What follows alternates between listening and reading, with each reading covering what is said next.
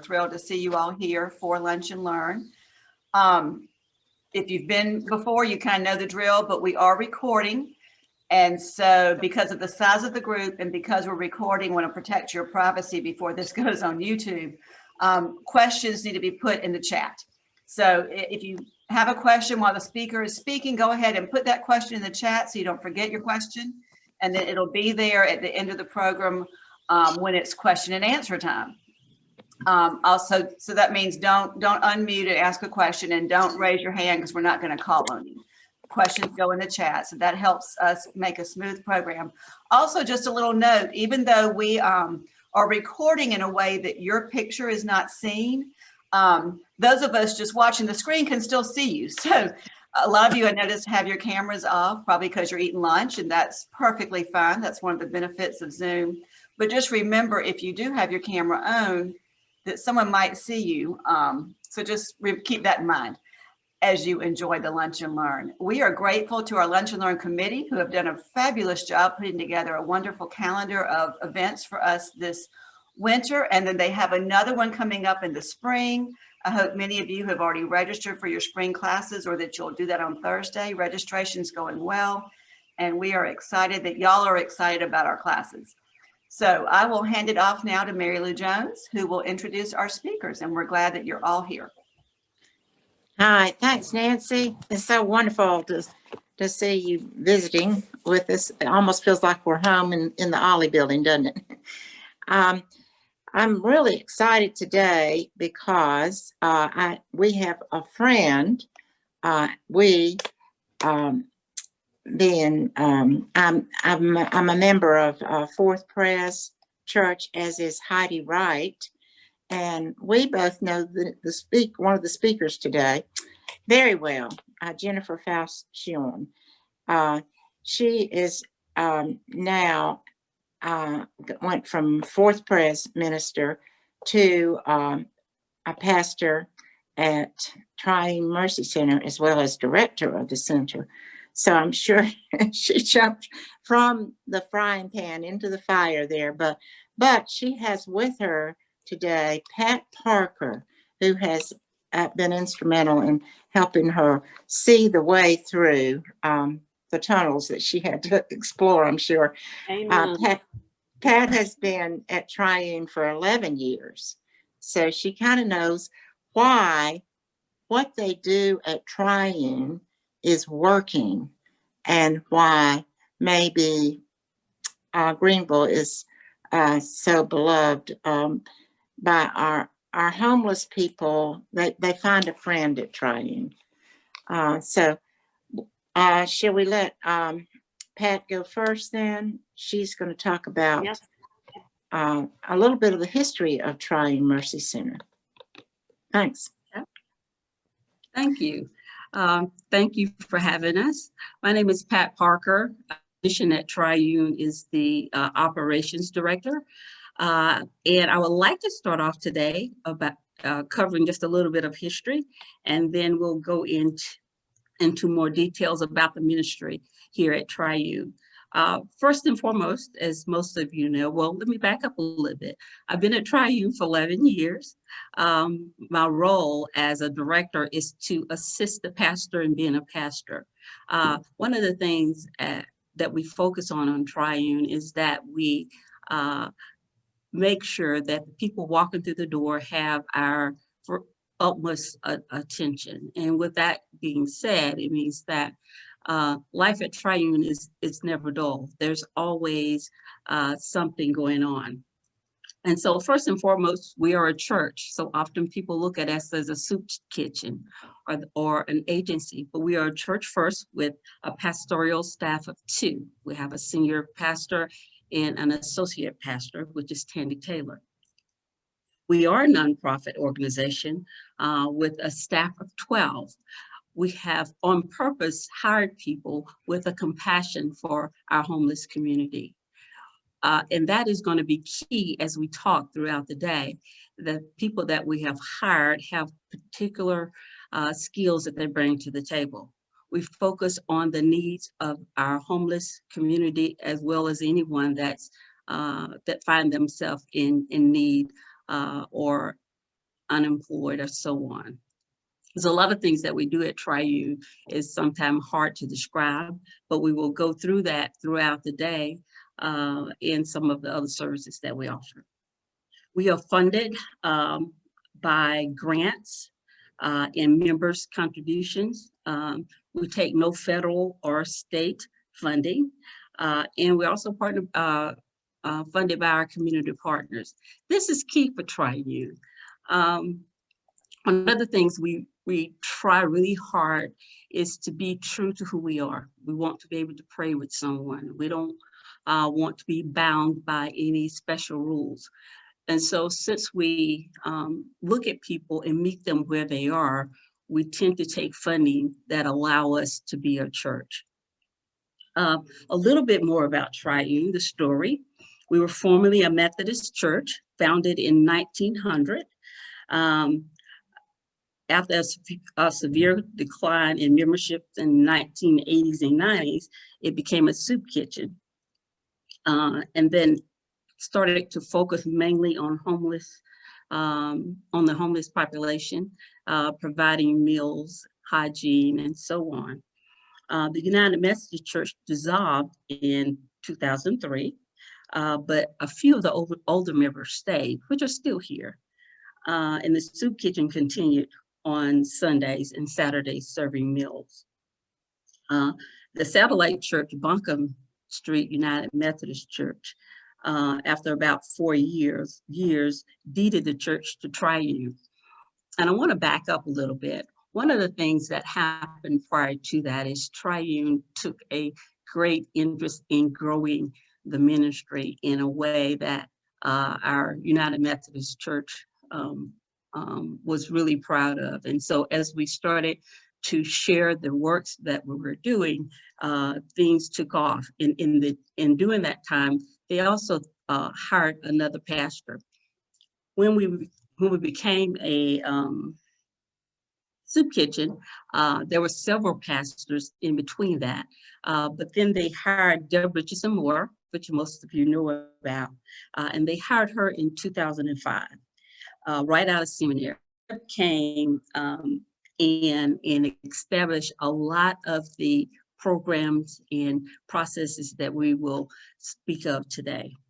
A critical component that Deborah brought to the table was that she established the mission of Triune Mercy Center to share Christ's love while meeting the physical needs and providing life-changing opportunities to the disadvantaged.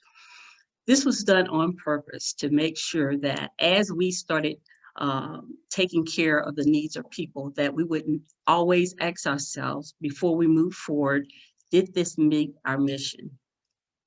In the Triune that our community have grown to know, have found that anything we do everything that we do is all about the people that we serve.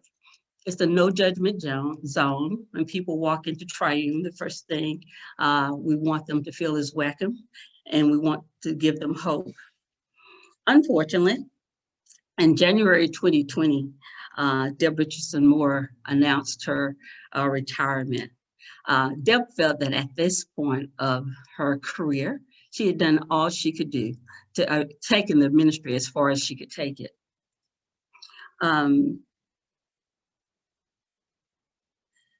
And when she decided to retire, she realized that the church was in great shape financially.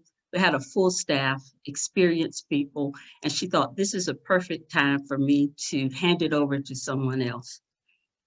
But as life would have it, the pandemic happened. And so in the middle of a pandemic, we was challenged with hiring a new pastor, someone that could come alongside the ministry and take it to the next level.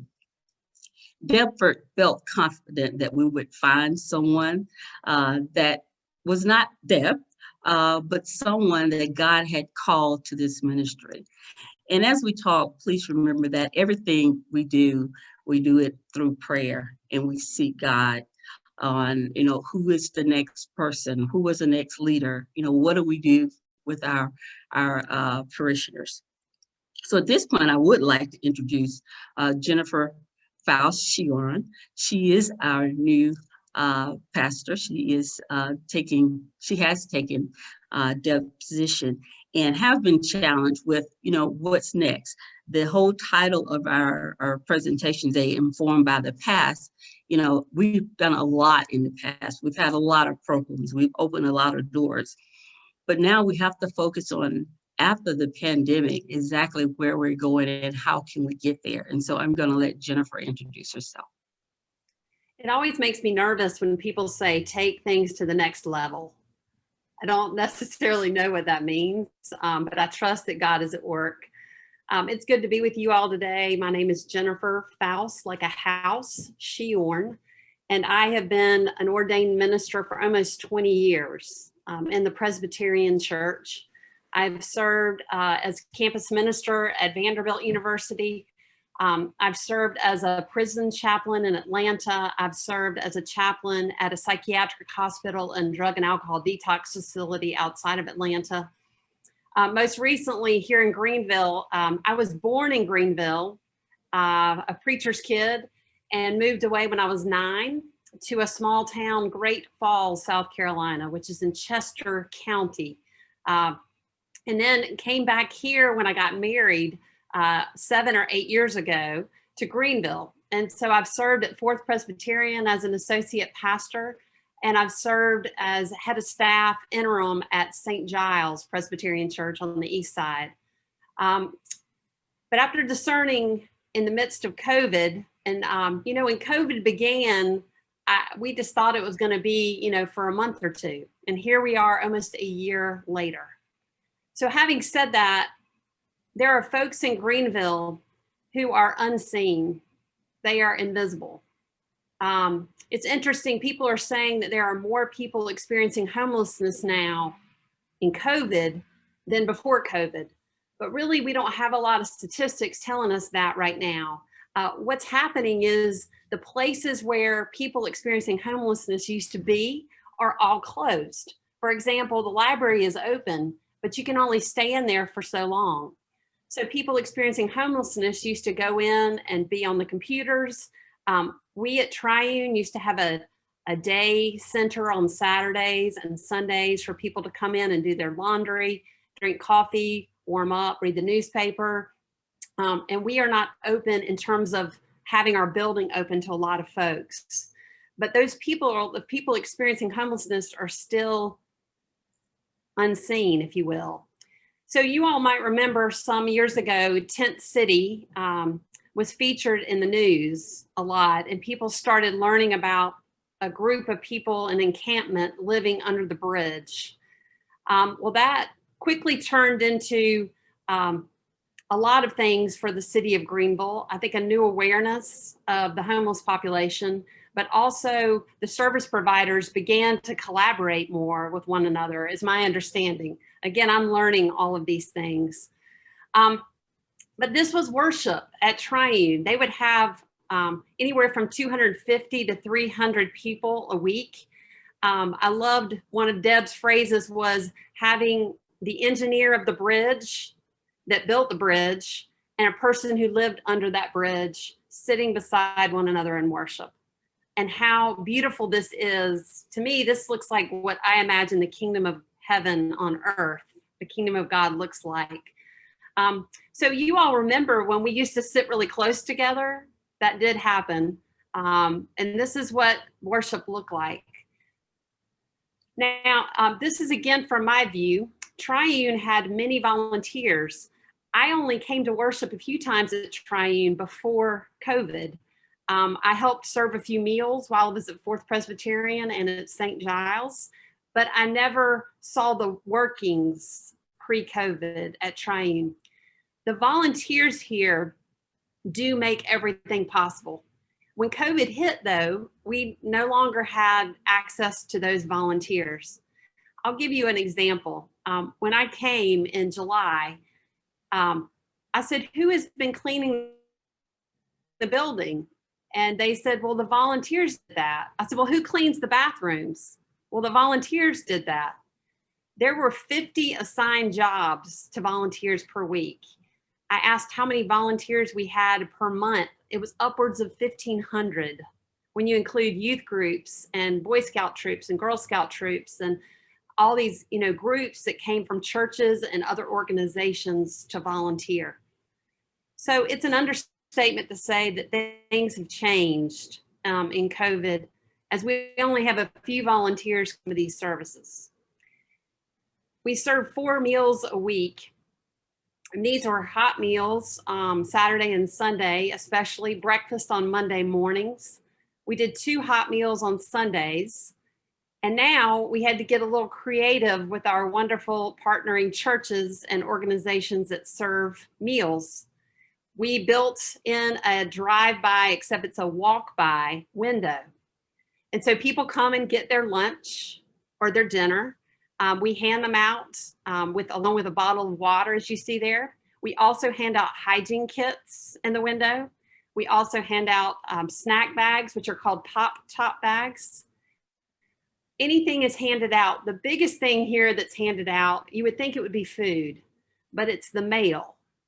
So many people receive their mail at Truine, hundreds of people, that they rely on us to be open every day to give out their mail, which is a big reason why Truine never closed during the pandemic. We have been open. We've just had to get creative of how we do our ministry here. This is our food pantry. And you can see here, we have 3 volunteers, the same ones that come every Tuesday morning to prepare grocery bags, where we hand them out in our parking lot every Wednesday. And these are for folks who have housing to come but still can't meet all their bills. Come and get groceries here at Truine once a week. This is, we put them in the car for them. And that happens for the mornings of Wednesday mornings.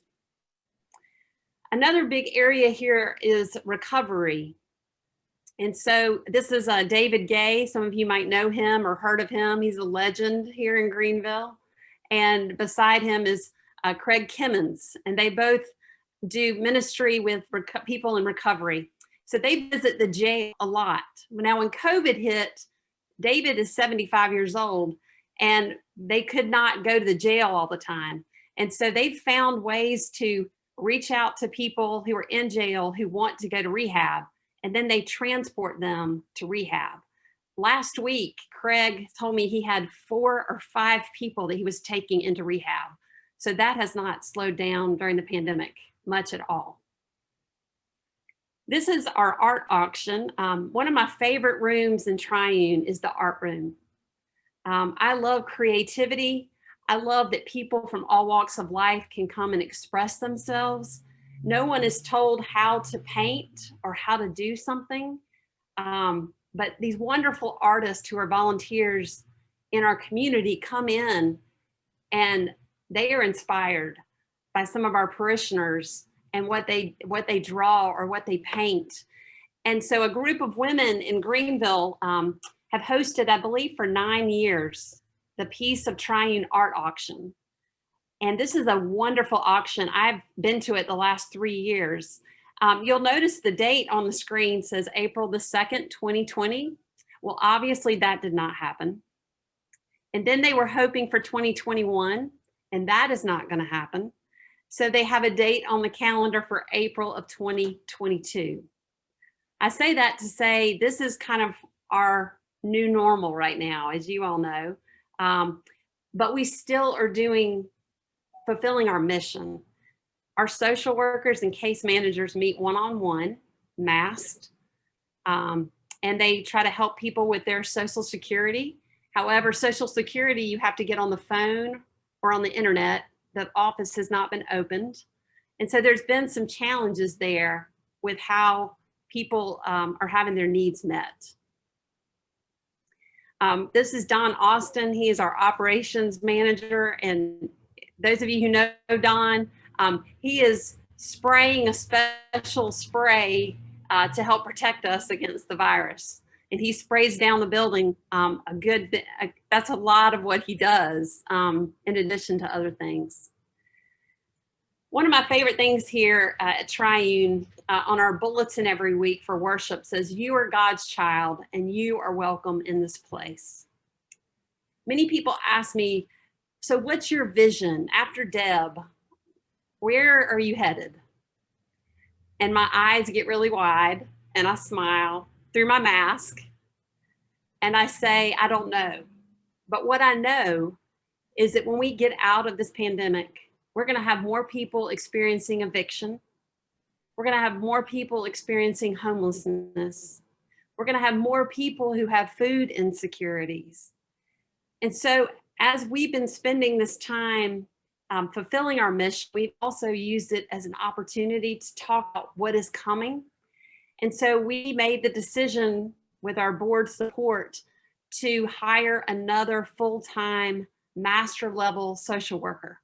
So next week, we begin the process of interviewing applicants for this position because we anticipate doing so much more to meet the needs of the disadvantaged here in Greenville. And we want to get ahead of that. There's so many exciting things. Another quick story I will share with you all is we're making space in our building to host a nonprofit called Root and Rebound, which is a group of lawyers and legal team that work with the incarcerated. And they are doing wonderful work here in Greenville, but we will have them housed here at Triune. And they said they would offer some legal counsel, and we are excited about that, but they're also going to be doing what they're called to do. But we will all be together working to give life-changing opportunities to the disadvantaged and to keep fulfilling our mission. The last thing I want to share with you is art is everywhere at Triune. And in our dining hall, we have this beautiful mural that was painted, and this is full of quotations, but this one caught my eye. It's from Mother Teresa, and it says, "We are the pencils in the hand of a writing God who is sending love letters to the world." I wanted just to give you our website. This is a great place to get more information in general about Triune, triunemercy.org.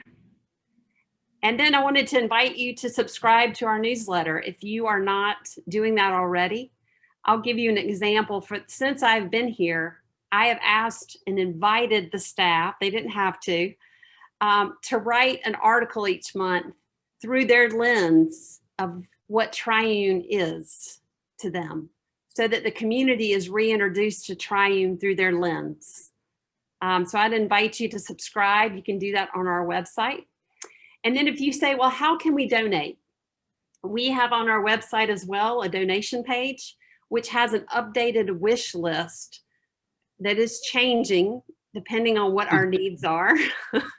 And so you'll see there what is needed, as well as you can donate, click here monetarily. You can donate through a credit card if you want to do that, or you can mail in a check, whatever is your heart's desire. You can like us on Facebook. We're becoming more active on Facebook as well, posting what we do, even on a daily basis, both as a church, which we are. We're what I call a unicorn. We are this unique hybrid of church and social services. And so you can find more information there. And these are just basic resources if you're interested. Deb's book, The Weight of Mercy, which she writes about her beginnings here at Triune and how she almost quit in her first year. And then When Helping Hurts and Toxic Charity are two other ones. And now I'm going to turn it back over to Pat for a story. One of the things that we are unique in is that our ministry is not a short-term ministry. And so when Jennifer and I was talking about how do we help people understand the services that we offer, we thought we would pick a couple of parishioners, and we're going to do one today, that we have walked alongside for the last few years. The key success of Triune is that we build relationships. We give people hope, but we are always here and there is no cutoff time. So the parishioner that I'm going to speak about today, we will call him John. When I started over 11 years ago, John had went through a recovery program, had just gotten married, and him and his wife joined me with David Gay to talk about how I could help them meet their goals. And so as always, when we start working with someone, we'd like to hear their story. And so I asked John to share with me what his goals were and exactly what he was trying to accomplish. John had never had a job that actually had taken taxes or whatever out. He had always been paid under the table, as he would say. And what he wanted is a job that he could provide for his family, to get housing, and I had written some of it, to get housing. He wanted to learn to read because he could not read.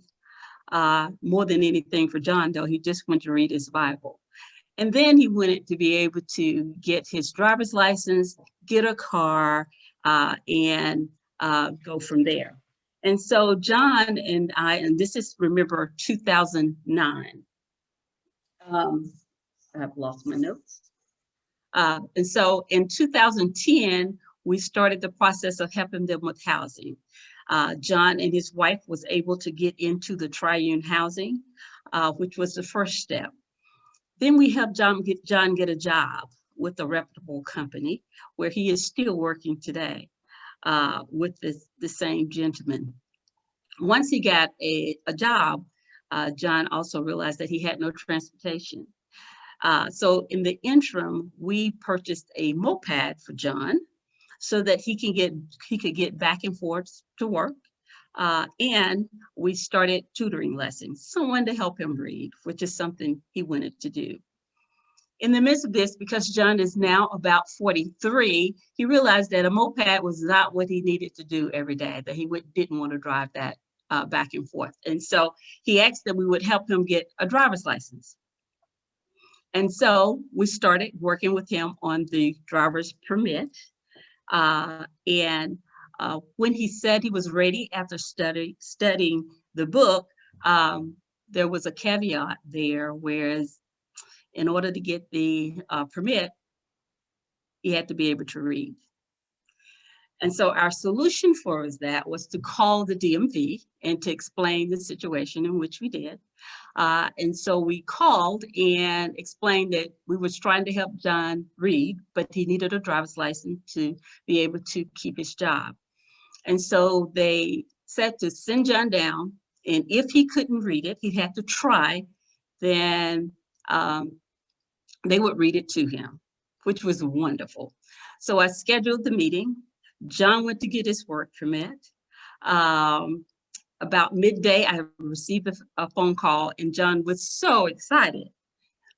And I said, "Oh, John, I am so proud of you. I'm so glad you got your driver's permit." And he's like, "No, I didn't. I failed it." I was like, "What do you mean?" He said, "But I read it. But I read it." That was probably the most amazing thing for him and for me. That's what we do, trying to help people meet those basic goals. Now, so John went ahead and he got his work permit. He continued with his tutor, but now he needed to get his driver's license. And so we hired someone to help with the driver's license. Now, remember, this has gone on for 4 or 5 years now, going from one step to the other. So we hired someone to give him driver's lesson, and sure enough, John got his license. John got a car. So now he has a home. He got his driver's permit. He have a car. But the one thing he still have not accomplished is that he still couldn't read to the point that he wanted to. So this is 2009, fast forward to 2021. John is still taking tutoring lessons. Yes, it's been a span of 11 years, but we will walk with John as long as John wants us to walk with him. That is what we do. our goal is always to just help people be the best them that they can be. We have no plans, no more than what they want to accomplish. So now John, his wife, now they both have their license over the last few years and have cars. Yes, they stay in our housing. But the amazing thing about John's story is that we meet people where they are. That's who we are. We didn't just do it. We worked with our other agencies to assist in many ways, whether it was Homes of Hope or United Ministries. Everything we do at Triune, we normally work with our agencies. We don't make we don't create anything that someone else is already doing. We just connect the dots. And even as we move forward, as we come out of COVID, those are the conversations we're having with our current agencies. How can we all focus on what can we do as we come out of the COVID? You know, should we continue to do all the things that we were doing prior to? Is it time to shift? A lot of questions have to be asked right now of ourselves. And as we move forward, nobody knows what 2021 will look like, or 2022, as I continue to say, after COVID. But what we do know is that the poor will be with us always. There will always be a need.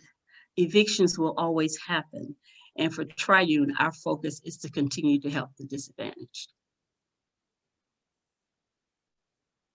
So I think now we're going to take thoughts and questions, but as we're doing that, and I'll look on the chat box, I want to share about meeting people where we are. The other piece that is really hard sometimes are when we meet people where they are, they do really well sometimes, and sometimes they don't do very well. And so it's that being willing to pick up where you left off. It's that even if that's 5 years down the road. And that's what I've been so impressed by at Truine, are the relationships that are established, so much so that if a person has something happen in their life and they take 5 steps backward or 20 steps backward, when they choose to take another step forward, we are here for them and we're here with them. And I think that's really important to remember, that it's not all about success stories like John. There are people here who really struggle and take 20 steps backwards, and then they take 3 steps forward, and we cheer them on and we try to encourage them as they journey. So I'm going to stop sharing my screen and just open it up for questions.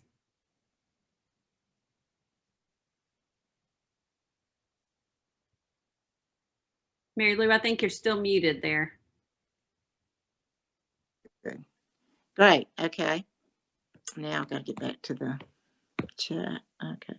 This iPad's not the best. Okay. All right. This is from Sarah Fletcher. Who is the contact person for Roots and Rebound? It sounds very interesting. I'd like to learn more about it. Her name is Kate Weaver Patterson.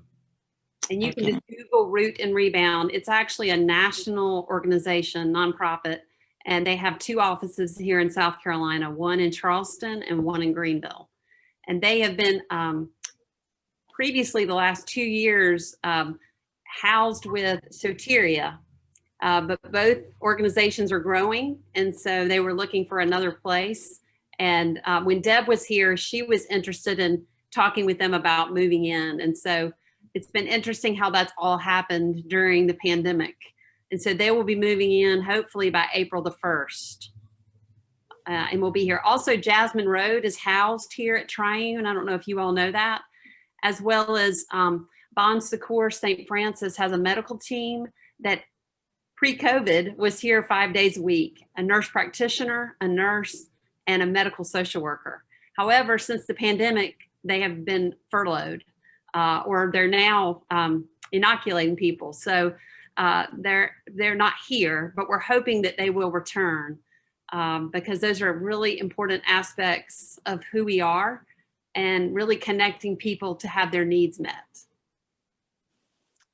Okay.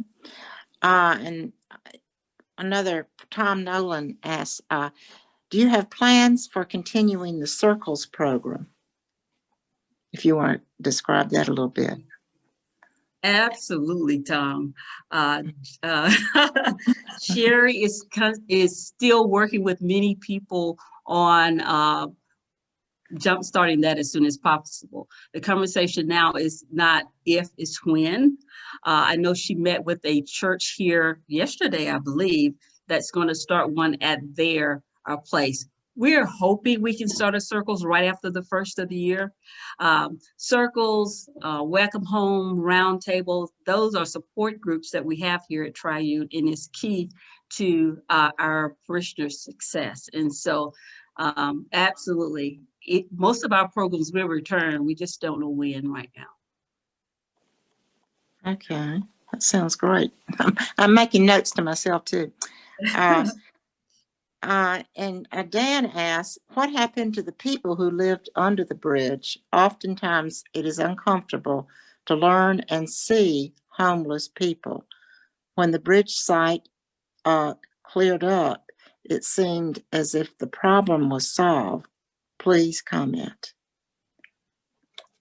Pat, I'll let you go and then I'll comment.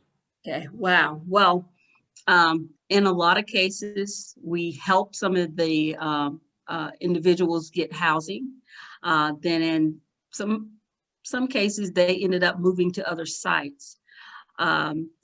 I will tell you that we have housed more in the last few years than we ever have.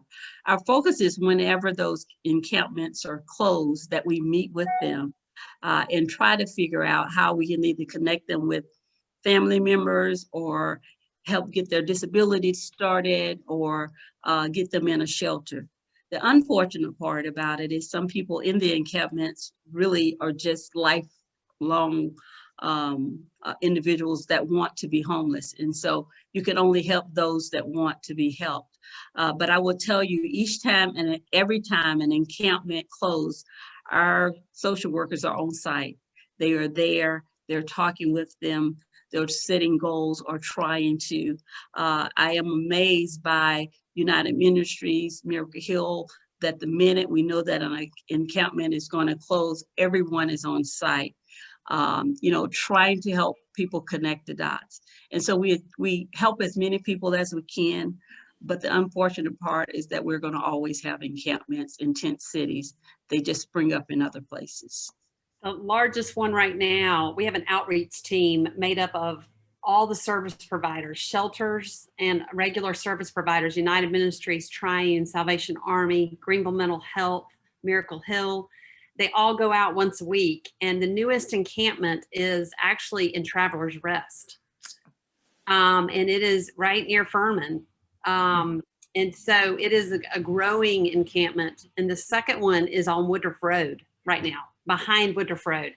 So these folks who go out, the frontline workers, if you will, the social workers and case managers and mental health counselors, they go and build relationships and see what they can do to help people make those slow steps to, whether it's getting an ID, as Pat was describing, or getting the Social Security card, or whatever they need for the next step. But some people choose to be chronically homeless, but a lot of people have mental health issues and drug and alcohol issues. And so it's trying to figure out which one to help with first in the steps. Right. Okay. This is all wonderful information. A lot of us had the same questions, I think. Do you take direct donations of publicly traded securities such as stocks, mutual funds, etc.? We sure do. And if you will contact Linda Hanna on our website, she will connect you. But we use USB to do those selling of stock shares and things like that. But Linda Hanna is our bookkeeper and part-time volunteer coordinator. She does both of those jobs for us, but she will be glad to assist you. So they just call the Triune number to get her Yes, and I'm putting her name. Good. I'm putting her name in the search here. Okay. Another question I've also had, what is the best time to drop off food and clothing donations? And actually, what process would be the best way to do that? So you can drop off food donations Monday through Thursday, 9 to 5. We're here, and weekends 9 to 1. We currently are not closed at lunch, though, just to let y'all know, from 1 to 2, that's a new thing. We've instituted a lunch Right. hour. So from 1 to 2, we're closed. We are currently not taking clothing donations. We ask that you take them to Miracle Hill only because we're adding Root and Rebound to our building. We have limited storage space. So until we reorganize and so on, we ask that you take all clothing donations to Miracle Hill. Okay. Let's see. I think that's it as far as the questions in the chat. We can open it up to the, oh, excuse me, here's one more. Do you provide any programs for homeless children? If so, what kind of programs do you offer? Unfortunately, we do not. What we find is that, we have agencies, Miracle Hill have the, can't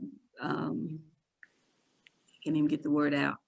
They have an opportunity for families as well as Salvation Army. Right. And shelters, and United Ministries does as well, but they don't shelter. But we just refer them to our partner agencies and service providers who have expertise in those areas. Pat shared with me when in my interview, which I don't know why I didn't think of, I have a 6-year-old daughter. And she just said, just so you know, we don't have a lot of children here. We do have children. People want to bring their kids to experience Truine. But in worship, we welcome everybody. At the same time, we have a lot of people who are sex offenders. And so things like that, it's not really a place for children in that sense. But we welcome children. I mean, my 6-year-old comes, but it's just a different environment. And so we try to give it to people who are experts in that area for children experiencing homelessness. Okay, and I have a question. Where is your housing? Is the Truine Mercy Center housing? Is that what it's called? And where is it? We do. We partnered with Homes of Hope.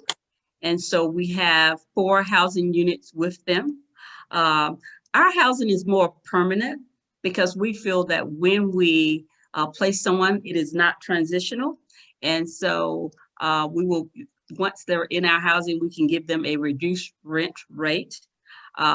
They are currently full. We have very little turnover, but we do work really closely with Homes of Hope when we need to house people.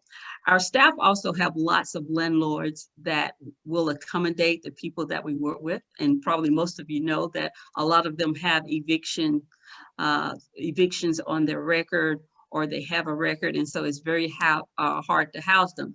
And the average person that we work with probably have an income of about $750 a month, which is very hard to find a place for that amount.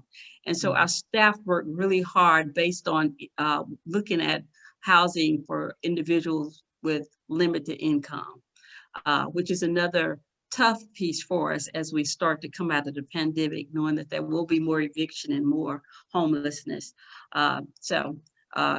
Another place that we need prayer for is that as we transition out of the pandemic as we see it and look for a new normal, our new normal will come with lots of challenges. And as you all know, Greenville, one of the biggest challenges in my mind is what does affordable housing mean?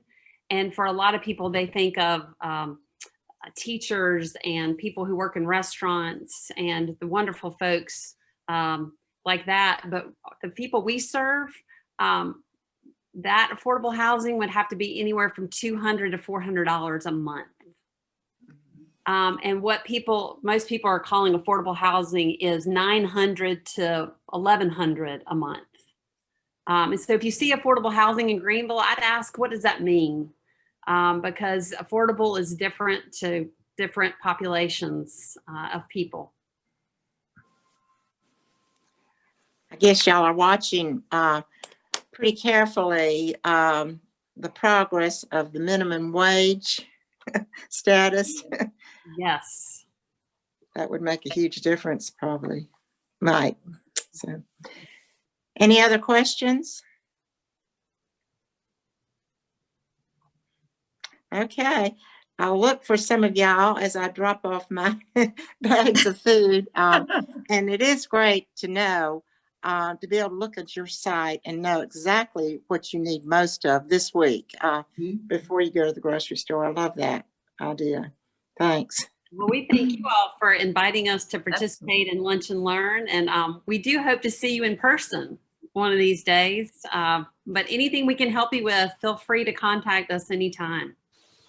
Thanks, Jennifer. Thanks, Thank you, Pat. Pat and Jennifer. Absolutely. Yeah. Thanks for having us. Well Yeah. done. Really. Yeah. Bye-bye. Thank Bye. you all. Take care. Good to see y'all. Good to see you.